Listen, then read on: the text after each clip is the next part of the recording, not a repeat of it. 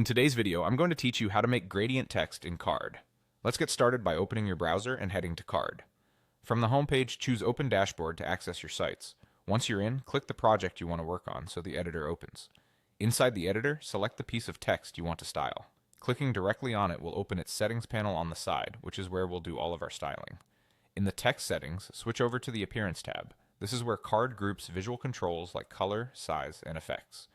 Look for the color section and switch it to gradient. Then click the color picker to open the gradient controls.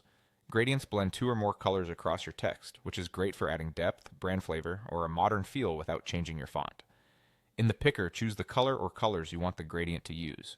If you see color stops, think of them as the start and end points of the blend.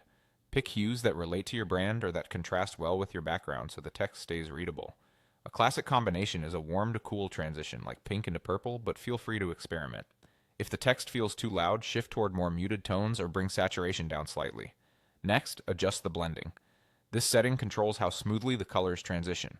A softer blend creates a gentle, polished look, while a stronger blend can make the shift more dramatic. If your text looks washed out or hard to read, ease up the blend or nudge your colors a bit darker. You can also fine-tune the angle to change the direction of the gradient. Rotating the angle lets you run the color left to right, top to bottom, or diagonally. Try to align the angle with the flow of your layout. Horizontal gradients often pair nicely with headlines, while diagonal angles can add more energy.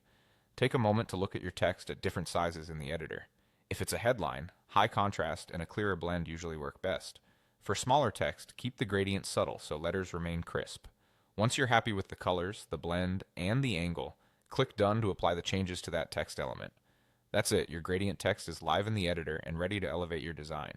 Try repeating the process on other headings for a consistent look, and keep your color choices simple for the cleanest results.